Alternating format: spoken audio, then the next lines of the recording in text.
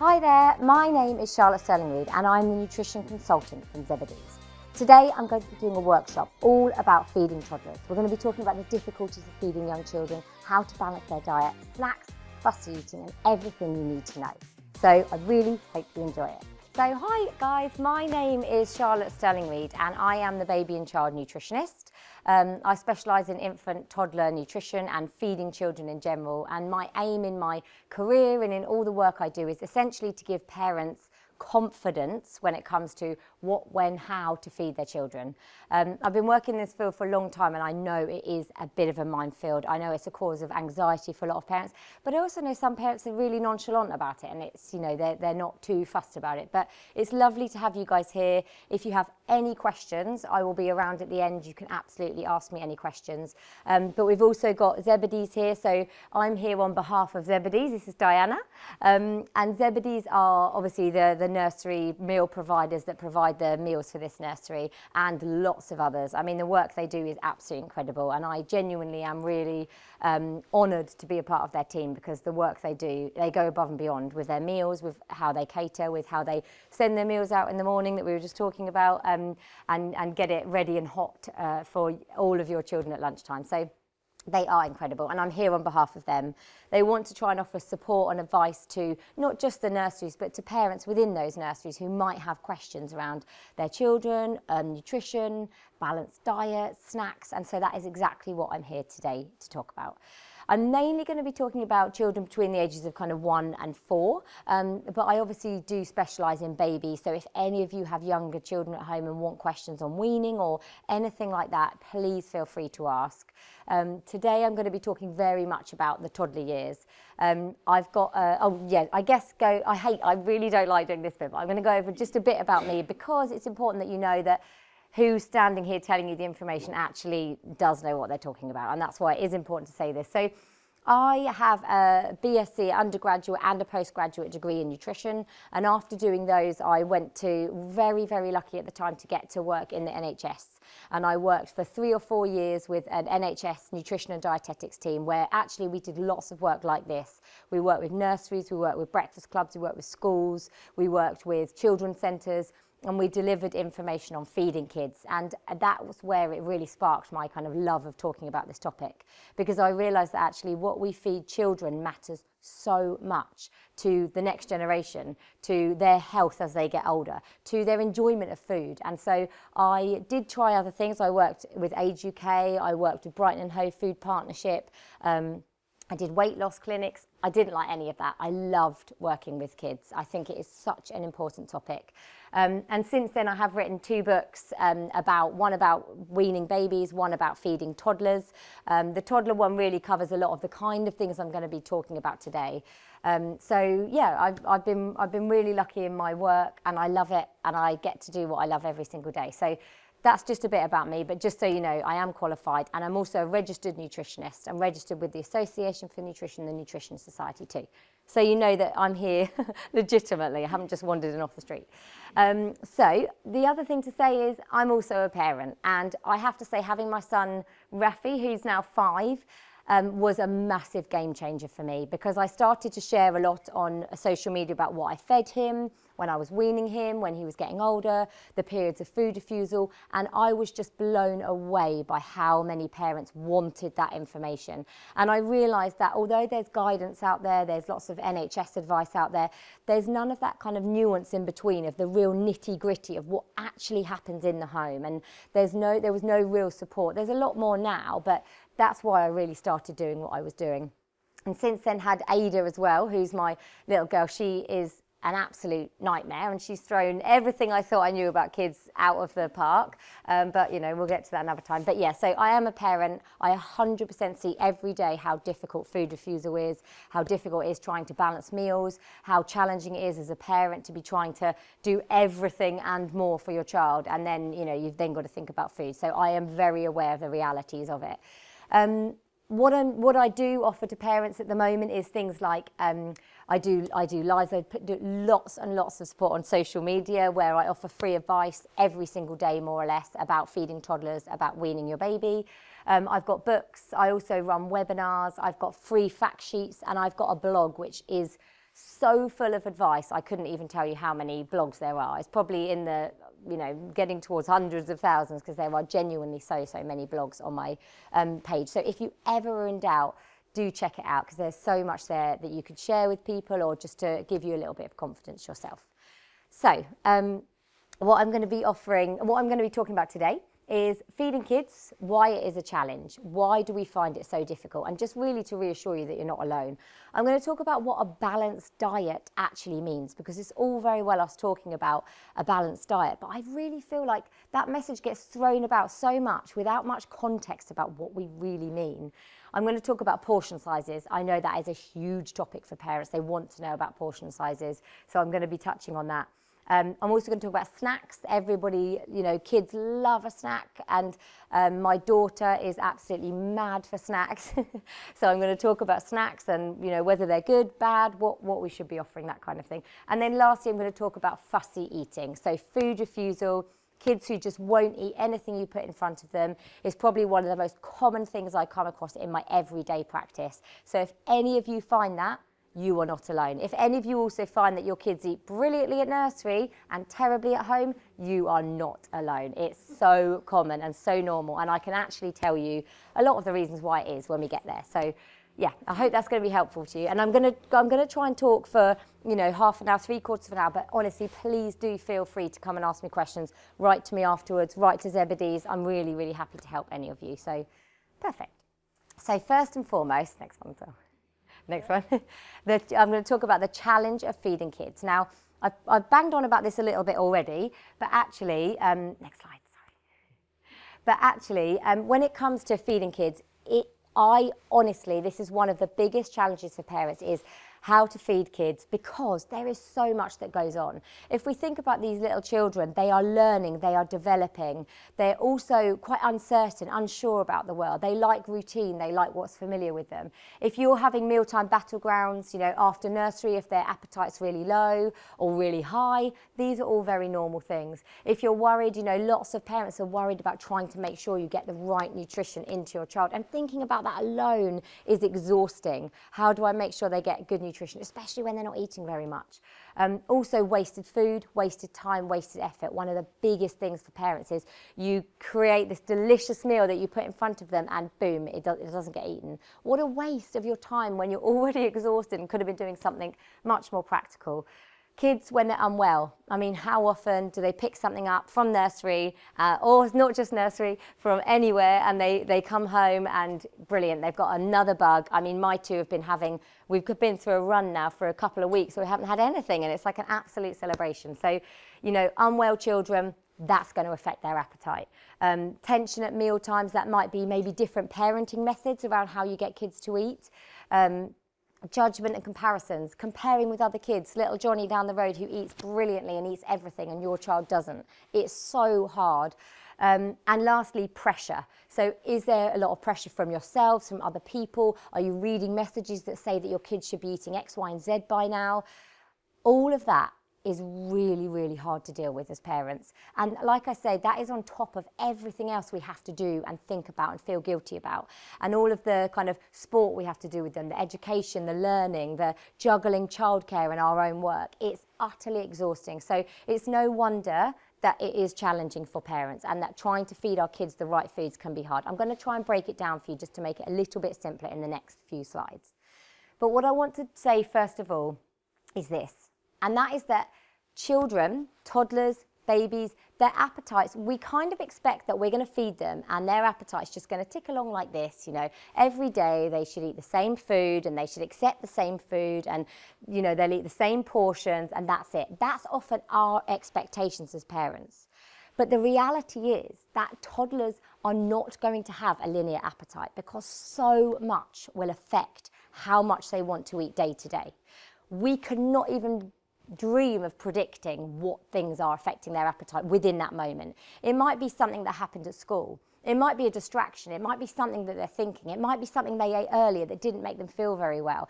It might be that they're got a sore tummy or a headache. they can't always articulate how they're feeling, but there are so many things that are going to impact their appetite day to day. Just like us as adults, some days we might wake up super hungry. We don't know why, but we're super hungry and we want food quicker or more than we usually would. And other days maybe we aren't hungry at all and we can go till 11 or 12 o'clock and we realise that we've missed a meal. So children are the same, but they just cannot tell us. They can't tell us why they don't want that food within that moment.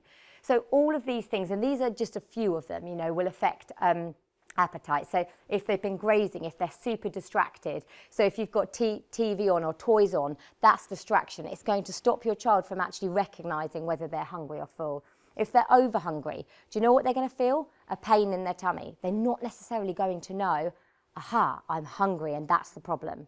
So they might feel that pain, but they don't actually know what's going to rectify it because they just haven't experienced that just yet.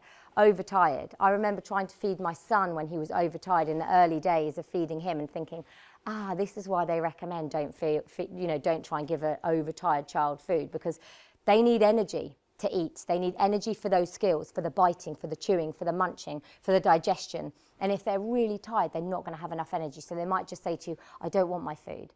They can't say to you, I'm really tired. I actually just need to sit and do nothing. But all they can do is say, I don't want it, or shout at you, or throw the plate on the floor, because that's the only way they know how to communicate that message. Teething. If you guys had toothache, would you be wanting to eat carrot sticks and hummus?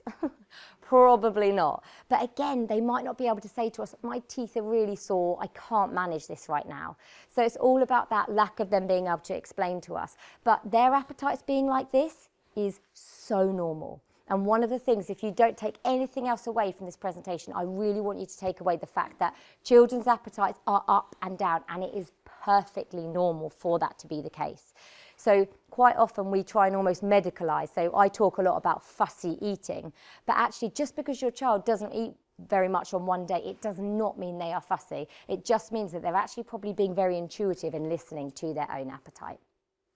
So just a couple of things you can see again, if we're over hungry, overtired, if we've been grazing all day, if we're about to go out for dinner and we just realise that we've snacked on half a packet of crisps, we're not going to be so hungry when we get to the restaurant. Kids don't know that. So, they have their food put in front of them and they're just thinking, if they don't have that desire to eat and it's something that's not that appealing to them, it's not strawberry ice cream, it's a plate of carrot sticks, for example, and they're not that hungry, they might just think, I really was having fun playing, I'm going to get down. And that's why, because they're just not hungry. So we do need them to be quite hungry for those meal times. Next one. So a couple of other things as well. I like to talk a lot about not just kind of what we feed kids, but about how they learn about food, what they feel about food, whether they enjoy food or enjoy eating. And one of the things I've learned in my years of working in this field is that actually helping kids to like food is a totally different ballgame to helping them to eat it. So there's get them to eat, get them to enjoy food. If we can, as parents, focus on this side, getting them to want to be at the table, getting them to accept food, getting them to enjoy that kind of meal time and think of food as something enjoyable, it will make such a difference than us trying to get them to eat it. So it's really, really about that. And I think there are so many things that affect kids' eating habits. There's so many things that will affect, their hunger, their appetite, that will affect their food preferences, what they like, what they don't like. A lot of it is genetic, but a lot of it is about their own personality. Maybe they're natural grazers and they like small meals and often. Perhaps maybe it's mealtime environments at home. If weaning was a struggle, they didn't really like food, and you got, as a parent, we got stressed about those meal times, that might have a knock-on effect to how they feel about meal times now. But also things like advertising, what their friends eat, genetics, other role models. If they constantly have a friend who's always eating crisps and they love that friend, guess what? Crisps are going to become something that they absolutely love. So there are so many things that affect their eating habits, and there is not just one thing. And again, on the next slide, I talk about the ones that we can change, because there's lots of these like policies and their personality and their genetics that we have no control over. But there's lots of things we can change too. We can change the mealtime environments. We can change what food is available to the majority of the time. We can change things like whether we allow them to feed to appetite. We can change their enjoyment of food by things that we do in the home. So there's lots that we can do to help them to grow up enjoying foods generally. So now I've talked a lot about kind of the psychology around food and the psychology around eating, and now I'm going to move on to talk about what do we actually mean by a balanced diet, because yes, we want children to grow up and enjoy their food, but actually we need to know what those basics are and what a balanced diet means in order for us to even know where to begin with in the first place. So I obviously talk about this, you can move on, I obviously talk about this a lot in my book. But what a balanced diet essentially means is offering foods from 4 different food groups, ideally throughout the day and at most meals. Now, those 4 food groups are starchy carbohydrates, so things like whole grains, breads, rice, potatoes, pasta, couscous, chapati, those kind of foods. So offering those throughout the day, roughly basing children's meals on them. Most of the time we'll do that quite naturally. Spaghetti bolognese, pie with mash. It might be something like chicken and chips. You normally will have some kind of carbohydrate along with most meals. Ideally, we want them to be fibre-rich ones, which means going for more whole grain, brown varieties. But I appreciate that lots of young children do struggle with those, and maybe it's about kind of gradually getting them familiar with that. And we'll talk about that when we come to the food refusal. Also, fruit and veg, probably all heard about the 5 a day and getting children to eat plenty of fruits and vegetables. There is a reason behind that. There is a reason, and that's because fruits and vegetables contain massive amounts of vitamins, minerals, and also antioxidants, polyphenols. Actually, lots of things we know very, very, very little about. We know a lot about vitamins and minerals, but we don't know about all the other plant compounds that are in fruits and vegetables that we know seem to have really beneficial effects. And if you look at research, time and time again, studies will show the more fruit and veg, the healthier. The more fruit and veg, the more fibre, the more vitamins and minerals children get. And it's really tough, but actually if we think about fruit and veg, we're not just talking about bananas, apples and pears. We are talking about such a massive range. And we're very privileged and lucky in the UK to have access to a huge number and a massive variety of fruit and veg. Some frozen, some fresh, some tinned, some juiced, all count towards their 5 fruit and vegetables a day. So it's about trying to tap into that variety and work out where you can get those foods in. But so starchy foods and carbohydrates should be making up the majority of your children's plates. The next thing that's really important is this here, which is protein or iron-rich foods. So these are things like meat, fish, eggs, beans, lentils, pulses, nut butters. Now these foods we should be offering about 2 or 3 times a day to children. 2 if they only have vegetarian sources. 3 if they only have vegetarian sources. But 2 to 3 times a day. And the main reason for that isn't necessarily protein, because actually these foods contain some protein, this contains some protein. It's actually because of iron. Iron is something that can be very low in young children, and it's really important for them to keep their immune systems healthy. It's really important for them to grow and develop and to also utilise the nutrients from other foods. So this food group provides a very, very important nutrient, iron. And actually it's one that we often forget to give our kids. The number of times when I see plates which have got the carbohydrates and they've got maybe some cheese, might be like pasta with tomato sauce and cheese. That doesn't actually contain any iron and protein. So sometimes it's about thinking outside the box and trying to make sure that we do offer meals with those. But as I said, things like eggs, beans, lentils, pulses, fish, nuts, meat, all contain those foods. And they only need small portions, but a couple of those, 2 to 3 of those a day is part of a balanced diet. And then last but not least, dairy or alternative foods. So we normally say around 2-3 portions of dairy foods a day as well. That might be a small pot of yogurt, that might be a glass of milk, that might be some milk in cereal. And if your little one doesn't eat dairy, then going for fortified alternatives is fine. So we can see here, this is roughly what we talk about as a balanced plate. This is not necessarily at one meal, but throughout the day, we want to be trying to make sure that children have roughly or are offered foods from each of these food groups. Now, you might have some of these food groups where your kids absolutely love. They maybe love bread or they maybe love pasta, but it's really good to try and explore. So potatoes or couscous or quinoa or something from that group that maybe they haven't had before to try and build on their kind of repertoire of foods. Kids like what they are familiar with, and the more we expose them or offer foods, the more they will become familiar with those foods, and then hopefully the more they'll eat a variety. Of course, on top of that as well, we want to be making sure they have 6 to 8 glasses of fluids.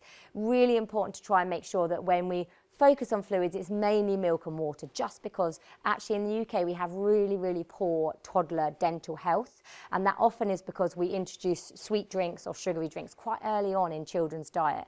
And actually what happens when we introduce those is they don't want water anymore because they've got used to sweet tastes of squashes or other drinks like that. And I'm never going to say you should never offer them. It's absolutely fine. It's what happens the majority of the time that matters. So trying to stick as much as possible to water and milk is ideal. So just a couple of little examples before I move on about how to balance those meals. So what I normally say is, carbohydrate, as I said, fruit and veg, an iron, some flavour and some dairy at most meal times. And you can see a few examples I put here. So things like bread, cucumber, hummus, butter, or that might be bread, cucumber, slice of ham and some butter. It's actually so much easier than you think to balance out those meals. Sometimes a balanced diet can seem so much more complicated in our minds. And again, I said already pasta, but pasta, tomato, if pasta, tomato and cheese is such a staple for kids, but adding something like some beef or adding something like some lentils on top of that just goes to add that extra nutrient, make sure that it's a fully balanced meal. So just a couple of examples there. I've got lots more. If you want me to share them, I can absolutely send some to the nursery or via Zebedees. But yeah, it's just about trying to think of those 4 different food groups when you are building meals for your toddlers, ideally. So I'm going to talk next about portion sizes. You can move to the next one. Now, I have a booklet. I haven't got one that's printed off for everybody, but this is a booklet that I have on my website. And this is really about portion sizes for toddler. It's completely free to download, so you can get it on there, or we can send you a link if you want to print any off for parents. But basically, this goes into a lot of detail about portion sizes. Here we have guides. So in here, there are some tables with recommendations. But before I kind of give that to you, I have to do a huge caveat, which is the fact that for young babies especially, there are absolutely no portion size guides. And the reason for that, babies are so different. Every single baby will take to the process of weaning very differently. Some will absolutely gobble up foods right from the start, love food, eat huge amounts. I remember my son, I used to put a bowl of porridge and within about 5 seconds it was gone and I was loading it again. My daughter, absolutely the opposite. She wanted really small amounts. She liked to have small amounts at each meal and a bit more little and often. So we did introduce her snacks at 1 year of age, which my son didn't ever have because he had such big portions at his meals. So there are no set portion sizes for this reason. Babies and toddlers are all completely different. They really, really are. And, we all know friends who can eat and eat and eat and, they've got have massive kind of appetite for food and they eat so much and maybe they never put on weight. But we also all have friends that are a bit nibblers and don't really eat very much. Well, babies are just the same. They're regulating their own pattern. And also, as I said before, their appetites are like this. So having a portion size, like we should feed our baby X, is actually unhelpful to parents who are going, oh, they're not eating it, or they're only having 1 spoonful of it. It's actually really not helpful because babies are brilliant at regulating their own appetite. They know, I'm not hungry today, my teeth are hurting, my tummy's hurting, I've got a stomach bug, I don't want food. And that is the most important thing, is to try and allow them to listen to that. Because actually, if we keep trying to encourage them to eat more and more, what we're going to do is we're going to actually override their natural instincts and their stomach that's saying to their brain, oh, you don't want that food, or you're full up, you've had too much. And we're sitting there going, go on, just 1 more spoonful, 1 more spoonful. It's actually really not helpful because what you're doing is you're overriding their own innate ability to be able to regulate their appetite. So it's really key not to try not to worry. Remember, babies are all different. They'll chop and change, they'll go up and down. Some will graze and some will have bigger appetites, just as I said, and that's perfectly normal. So when it comes to toddlers, what's the deal there? It's actually very much the same. There are guides, and as I said, I have included them in here on portions for toddlers. And the reason for that is it's more about how to meet those specific nutrition recommendations that we have. So those guides are not necessarily for your toddler. They are general guides that would help a child of 1 to 4 to meet their recommended energy, nutrient, vitamin and mineral needs. They are general. They do not take into account your child's behaviour, activity, metabolism, genetics. So every time we need to remember that children are very, very different. Toddlers are exactly the same. So If they are not wanting certain portions, if the appetite varies from day to day, that's okay. And it's so much more important, again, for you to allow that to happen and not take it as pressure for yourselves or think you're failing because they haven't eaten a meal, because actually there might be 1,000 reasons why they haven't, and we can't tell that. So, you know, I talk a lot about kind of role modelling. So instead of us trying to ask them to eat one more or finish their plate, we say, I'm hungry when you've finished your meal. I'm hungry, oh sorry, when you start your meal, I'm hungry, I'm feeling really hungry. Or you might say, oh, I'm feeling really full, I ate way too much of that, I'm really full up.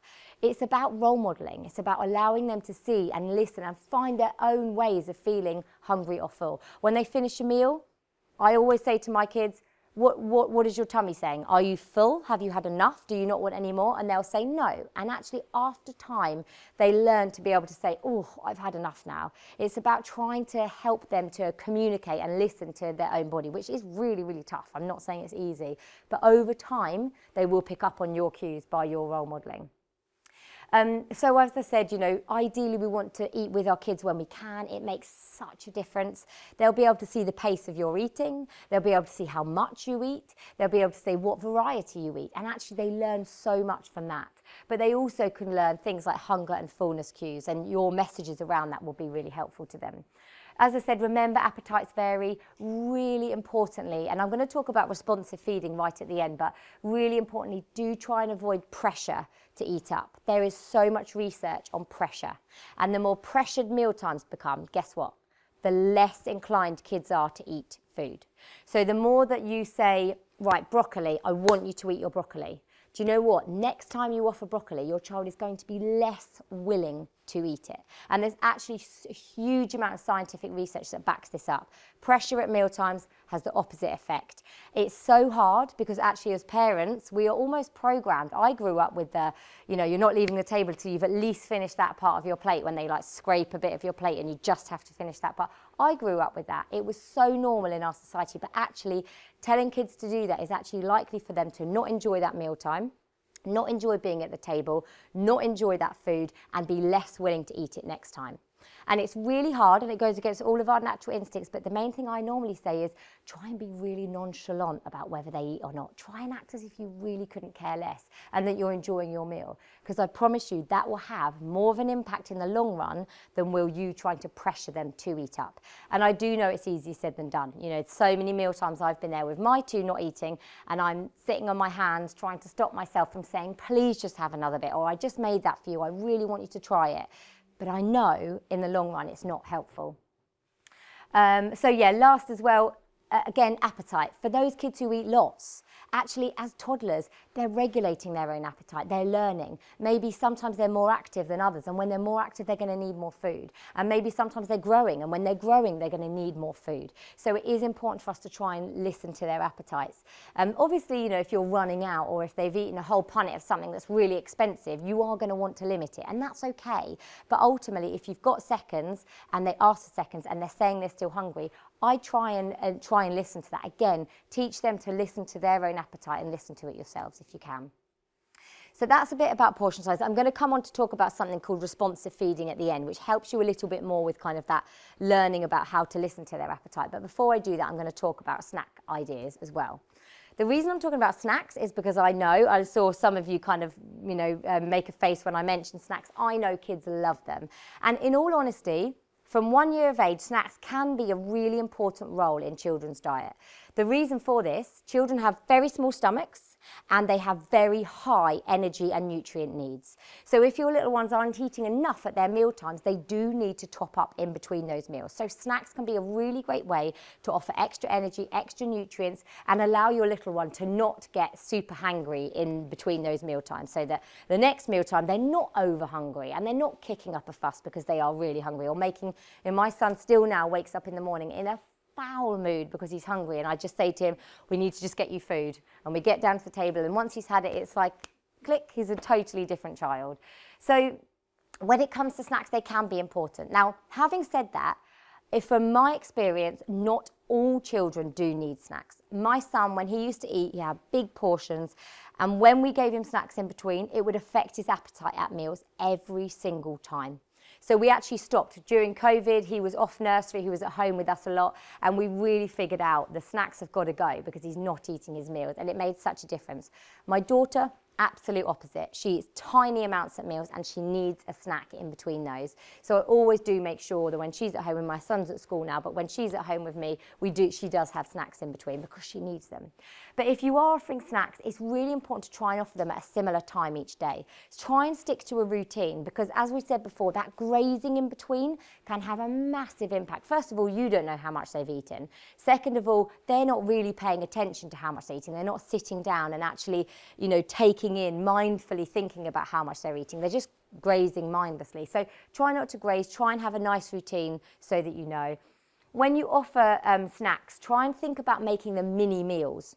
So we often think about like baby crisps, or it might be like a chewy bar, or it might be a yogurt. But actually, when we're offering those foods, like I said before, children need lots of energy and lots of nutrients. And I like to talk about making the most of snacks. So for example, or actually the next slide shows it. So for example, this is actually a page from my book. And what you can see here is a typical baby crisp, right, doesn't really offer much. So tiny little bits of carbohydrates, a tiny amount of protein, and a tiny amount of fibre. And when we talk, even in a whole bag, we're talking about really minuscule amounts. But actually team your half a pack of baby crisps, for example, with some red peppers and some hummus as a dip on the side. Your children might not like hummus, it could be something else, it's just an example. But team it with those, and what you're doing is you're adding iron, protein, zinc, vitamin C, antioxidants, vitamin E, potassium, folate, as well as those things that they are having in there. They might not eat it on the first go, or the second go, or the 10th go, but actually the familiarisation, the building on those snacks, the making the most of them, is likely to have a really positive impact on them in the long run. And if you're just chopping up a few bits of pepper like this and they don't get eaten, then you can eat them yourself or hopefully save them till later. But it's so important to try and make the most of those snacks when we do offer them. So nice routine around them, offer them at a set time, try and make the most of them, try and make them mini meals and make sure that they are nicely bulked out so we are not just offering one food group, so that they can really get something from them. So I think on the next slide I've got a few snack ideas. So what we've got here is just a few snack ideas. Now, like I say, these are, 5 that I just picked out of nowhere. I've got a blog on my website actually, which is all about snacks, and it has tons of lists of snack ideas. And even in the How to Feed Your Toddler book, I also have pages of snacks and a snack builder, which helps you to kind of think about the different nutrients. But things like oats with yogurt and fruit, it's a really easy morning snack. We often do that at home with my daughter. Salmon cucumber sandwich quarter. So if you're having a sandwich yourself, cutting off a quarter and giving a little bit to them, or they might want more than that. But crackers, peanut butter, and a few berries, strawberries, blueberries, something like fish fingers and a pot of peas if they've got fish fingers left over from yesterday's dinner. A reheated fish finger and a pot of peas is perfect. Or something like I say, potato wedges with hummus, green beans. Some of these are quite elaborate ones that you need to cook. Of course, things like oat cakes, rice cakes with a spread of peanut butter or cream cheese, and maybe a few slices of banana or banana on the side is absolutely fine too. So these are just a few little examples. So lastly, I'm going to talk about drinks. I am moving to fuss eating and food and responsive feeding next, but I'm nearly at the end. So I'm just going to talk a little bit about drinks. Now, I mentioned this earlier, that water and milk are the most tooth-friendly drinks, okay? So they're the only ones that are going to protect your child's dental health. And ultimately, we really want children to accept the taste of water. I cannot tell you the number of times when I used to work in these kind of environments in nurseries, and children would say to me, oh, I don't like water, it's yucky. But actually, water doesn't have any flavour. It's only because they're so used to sweet drinks that they actually start really not liking water. And it's really common for that to happen. And I see it time and time again. And what you often find is that once your little one does have those sweeter drinks and they start having them fairly regularly, they do not want water. And really, we don't want those regularly, and there's a number of reasons, and I really don't want to make anyone feel bad at all about them. They are a normal part of our day, and actually they're advertised towards very, very young children, so for most of us they just seem very normal things to give, but actually they can be very acidic, and that can have an impact on children's teeth. So even if they're no added sugar and they don't have sugar, they still can be very acidic. are still often going to contain sweeteners, and sweeteners aren't really recommended for young children either. So there's a couple of reasons for not having them. Also, of course, if they do have sugar in them, then they are also very sweet. They're adding lots of calories, they're filling children up, but there's no nutrients in there. And as we've seen, kids have small stomachs, they need high nutrients and high energy foods. And fizzy drinks fill them up, give them that kind of sweet kick, but without anything beneficial with it. So ideally, it's best to try and offer water and milk. 6 to 8 glasses a day is what's recommended. And try and stay away from these. Absolutely fine to have, juice or squash every now and then. It's not a problem at all. But I would say try and keep it as not the norm, if that makes sense. I know at nurseries and places like that, they very rarely, most of the time it's water and milk at most nurseries. And I think every nursery I work with, that's what they would do. But obviously, what happens at home matters, because that's where they're going to be the majority of the time. So, yeah, that's fine. So, does anyone have any questions on all of that so far? I know I've covered a lot about kind of helping kids to love food and a balanced diet and snacks. But does anyone have any questions on that bit before I move on? Yeah? I've got one question. With the sugary drink, yeah, is that the same with fruit pouches that you can buy? Are they bad for teeth? So that's a really good question. I know recently they've had a lot of bad press. Ultimately, with the fruit pouches, it's not quite the same, because when you take fruit and you blend it down into a fruit puree, for example, you do actually remove a lot of the fibre from that food. And also, it's more the process of how children eat that and for how long. So, for example, if babies have a baby pouch, they're absolutely fine when they're very young and they're not really able to self-feed and they're on really thin purees. But we do want to be moving away from those quite quickly, because yes, they are a massive dose of sugar. Not that there is anything wrong with fruit, there isn't. But when it's blended up, those pouches are going to contain, let's say, they might eat a whole banana, but there might be like 4 or 5 bananas in one pouch. So they're already getting a huge dose of amount of sugar. The fibre is missing. And the problem with that is often the effect on dental health. So when they're sucking from pouches and they're sweet, that's going all around their mouth and all around their teeth. So yes, that will have an impact. So last couple of slides now, I promise, but I'm just going to talk to you about something called responsive feeding. And this essentially means us trying to listen to our baby, toddler, child at meal times. So what responsive feeding is essentially, and I'll try not to be too boring with the language, but it's bi-directional communication. So at meal times for us, with our parents, we were often told, there's your food, eat it. If you don't want any more, well, you have to eat at least half. You have to finish off this amount. You have to eat 1 more spoonful. That's not bi-directional. That's one direction. You're being told what to eat. There is a huge amount of research now that shows that babies and toddlers are so much better at eating, at following their own appetite, at growing up with a healthier relationship with food, if we can allow them to be part of that process. So bi-directional communication. We serve them something, they say that they don't want it, okay? Obviously, that's going to happen at a lot of meals. That's not ideal. We don't want that to happen. But actually listening to them and saying, okay, that's fine. You don't have to eat it. That's what's on offer today. You don't have to eat it if you don't want it. Instead of, no, you will eat it, can have such a big impact. And it's not just about not eating it. It might be about asking them before the meal comes, we've got X or Y, or would you like me to serve that with peas or broccoli? Or would you like, sorry, I'm just trying to think of random examples, but basically trying to give them a little bit of a say, a little bit of choice, and then at that mealtime also listening to them. If they say, I don't want any more, not saying to them, you've hardly eaten any of it, you need to finish it. You're listening to them. Okay, I can hear you don't want any more. Do you want to try 1 more spoonful, or are you absolutely done? Is your tummy saying you're full? Okay, I hear you. And even things like, oh, I don't want that today. I wanted beans on toast. Oh, I'm so sorry that's not on the offer tonight, but maybe we can have that tomorrow. So you're not dismissing what they say. You're not telling them what they need to do. You are giving them that opportunity to also be involved. And I promise you, it makes such a difference if you can do that. It's hard and it's going against all of our natural instincts, but having that kind of communication around meals. And also it is about them listening to their own hunger and fullness. So we often as parents, we want to predict and dictate how much they need or how full they are. but actually they're the ones who can feel it. We can't actually feel their tummy and see, okay, they probably are full. Oh yeah, I can tell they're feeling full right now. They are. So trying to allow them to be the ones who dictate what they are. Helping them to learn about their own appetites by role modelling, by being someone who eats with your little one and says, oh, I've had enough now, I'm full, I don't want any more. Or who says, actually, I'm only going to have a little spoonful of this today because I'm really not very hungry. All of that, they are learning, they are sponges, they are picking up. So the more that we can do that is even better. And like I said, avoiding that encouragement, the pressure, the putting, you know, like I said, stepping back and going, let's make them want to be here in this environment first and foremost. Let's make this environment enjoyable.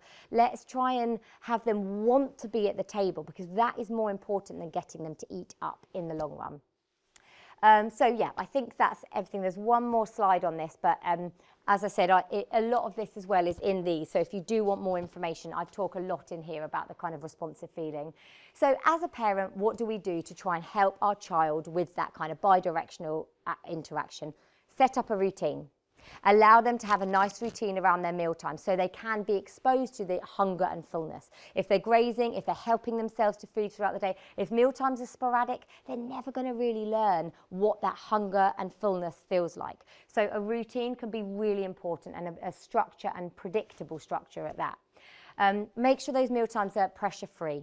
We want them to want to be there. If they don't want to be there, it's going to be a battle. Look out, listen for signs that they want more or less. So for toddlers, if they can't communicate, it might be that they look at your plate, they ask for your food, they reach out for your food, maybe they cry when you take the plate away, or the opposite. If they don't want any more, if you're putting a spoon towards their face and they're crying, they're pushing away, closing their eyes, listen to those signs, because it really, really is key. And like I said, get to know their own eating patterns. I've talked a lot about my daughter. It took me a while to learn her eating pattern. It took me a while to wonder why she was not having the same size portions as my son. And I figured out, she just doesn't need that much. So try and follow their patterns, try and listen to them and allow them to kind of show you that. And then one really key thing, which I know is probably the hardest of it all, is to be trying to be models to them ourselves. Let them see us doing these things, let them see us eating a balanced diet, let them see us eating healthier snacks, and I promise you it will have the knock-on effect, because they really will pick up from what we do and what they see us doing every day. It might take time, it might not happen straight away, but they will, especially as they get older. So that's pretty much everything from me today. I'm really happy to answer questions now, privately, whatever you guys want, but I really hope you found that helpful. Any questions? Yeah? If your child refuses the food you give them, is it okay to offer them something else because like, you don't want them to go to bed hungry? Or, because I always think if I do that, he's going to learn he doesn't have to eat the thing that I'm offering him because he knows he'll get something he wants later. Instead. So, nothing in nutrition is black and white. But generally, we would say alternatives are not a good idea. Because what they end up doing, and again, I've seen this time and time again, is you end up really limiting the foods that they will eat. Because they refuse it, and then they think, oh, next time, if they get something they're really not that keen on, they can go, oh no, I don't want this. And they'll get their preferred option. And you do end up having it so that they are limiting and limiting and limiting what they will eat. So it's really tough, but I would say that if it's happening on a one-off occasion, or for example, a couple of times I've made food and they really didn't like it. So maybe I made it in, I think I used chili powder once instead of paprika. Disaster. I obviously wasn't going to sit there and say you're not having anything else. I made something different. Or if I've made a meal and I taste it myself and I'm like, oh God, actually this isn't, I do a lot of recipe development at home. So that's fine. If it's a one-off occasion, I really wouldn't sweat it. And I would say, okay, fine, what do you want? But if it's happening regularly, and if you think they're getting quite savvy to it and they know what they're doing, it really is not a good idea to do it regularly. What you can do is you could say, and I always say this, if food is refused, the best response is, that's okay, you don't have to eat it. And my children say it to each other now. They'll say, that's okay, you don't have to eat it. And I love it, they're doing my job for me, but it's so important. And it goes against everything we've been told and we think. But I promise you that strap line is going to save you, because it stops you as well from getting stressed. That's okay, you don't have to eat it. And you'll find in time they do more. But saying that, this is what's on offer tonight. I'm so sorry, there isn't anything else. You know, you're not a short order, that's it. Short order, you're not a short order chef. You know, you can't just create meals ad hoc. So I always say, that's what's on offer today. If you want something else, maybe we can have it tomorrow. And then if they don't eat anything, obviously not ideal, but actually quite often it will just increase their appetite in the morning. What you can do if it's happening regularly and they're refusing the meal, is you could try introducing a small snack which happens kind of pre-bedtime. Again, looking back at like a balanced option, maybe something that you think that they're more likely to eat, but having that, if you do that, make sure it's regular and it's every day, regardless of whether they refuse that meal or not, so that just becomes the norm. They can get some calories, some energy, some vitamins and minerals in before food. And the other thing you can do in that situation is if you're finding meals are being refused a lot and you're saying that, you know, that's okay, you don't have to eat it, but I'm not replacing it, make sure that there are sides that will go down well. So for example, my daughter used to always be like, I didn't do it every single meal and I wouldn't do it every meal, but maybe a dollop of yogurt or maybe a side of peas or maybe some sweet corn or just something that I know will get eaten, so that you know they've got something going in. So if it's something they'll love, like a stick of bread or a side of potatoes, just try and make sure that when you're offering the meals, you offer them something you know they will eat that is part of that meal, not an alternative, but it's part of that meal. So, but really, really, really good question. So thank you. Anyone else? Yeah. This probably gets asked a lot. My daughter eats absolutely everything at nursery. Same thing. She goes, no, yucky at home. Pineapple, oranges, peppers, anything like that. She's like, no. I'm saying, but you ate that at nursery. And she's going, no, yucky. Yeah. And she'll put it in her mouth and go, no, yucky. So I'm not quite on. I know that group eating is a good thing and they copy other children. But even if I'm eating something like a pepper or a piece of pineapple, and I've been told that she's eaten at nursery, she just will not eat that sort of thing at home, which is quite confusing. It's so common. It's so common, and parents get so frustrated. They're like, I'm serving the same food. Lots of reasons for it. Number one, at nursery, like you said, group setting, role models are plenty. There's loads of kids who are just getting on with eating their food at nursery. Number two, nobody is really checking on them. I'm not saying you're, ignoring them, but nobody is hovering over them saying, go on, try it. We really want you to eat it. They don't have pressure. Number three, there are no alternatives. So if they don't eat that food, no one's going to the kitchen and saying, okay, I just made you some beans on toast. Distractions. At nursery, they are very structured with their routine. So there is a specific routine, times to eat. They haven't been grazing before. They've got their snack time and their meal time. And distractions are all cleared away. So everything's cleared away. They know this is now not playtime anymore. This is meal time. So you may be doing a lot of that at home, but that's why it works at nursery. There's no one hovering, there's no one checking, there's no pressure to eat up, there's no alternatives. And they have this really nice structure in their day. Sometimes children are just going to kind of play that with you, but the main thing I would say is do not draw attention to it. And again, use that strap line. That's okay, you don't have to eat it. Because the more you say, but I don't understand, you ate this at nursery, the more they're going to think, aha, I'm getting some attention for this one, so I might carry this on, and maybe I'll refuse the thing that she gives me tomorrow just for fun. They're not doing it to be manipulative, but that's, ultimately children and toddlers are they benefit from attention, because attention means survival. So anything that they do that gets your attention, whether it's positive or negative, is a good thing, because it stops them getting eaten by a tiger. So anything, I'm obviously not talking about right now, but so the main thing I would say is do not draw attention to it. Just use that line. That's okay, you don't have to eat it. You can use the meals that are on offer at nursery or the examples, and if they don't eat it with you, just really try not to make comment, because that will possibly be what is spurring it on. But all those other things as well at the time. And also phase. Might just be a phase that they're going through. They're really trying to push your buttons. So, but you'll get through it if you just remain calm, eat it, keep offering it, and try and stick to that nice structure. But yeah, really good questions. Anyone else? Yeah. How many times and how often would you offer a food that they won't eat? Like our little boy, he loves veg, but we just can't get fruit in him. Okay, that's so common as well. I really hear that a lot. Parents are often saying to me, my little ones won't eat fruit, or obviously the other way round as well. Probably more common the other way round. the main thing is, so there is research that says that children need to be offered foods 10 to 15 times before they accept it. In all honesty, that's very specific in, studies that look at that, but actually that's not really reality. The main thing I would say is it's familiarity that does lead to acceptance, but sometimes kids are going to have foods they do not like, and that is really normal too. As long as that's not huge amounts of food and whole food groups off the agenda, I wouldn't worry too much about the odd food here and there. If your little one's not eating fruit, I would try offering it in multiple different ways, role modelling and eating yourself, not putting pressure on them to eat it at all, no comment whatsoever, even just things like leaving it out and allowing them to see it and be familiar with it without any pressure to eat. But I would also focus massively on vegetables and not worry too much about it. So it's not something I would stress about if your little one wasn't eating huge amounts of fruit, as long as he's eating plenty of veg. But all of those things, like I say, the lack of pressure, lots of variety, eating it yourself, not telling him to eat it, should in the long run help, but you are not alone. I do hear that quite a lot, but I think it's fine if he's eating lots of vegetables as well. That's a massive bonus. Brilliant. That's good. That's really good.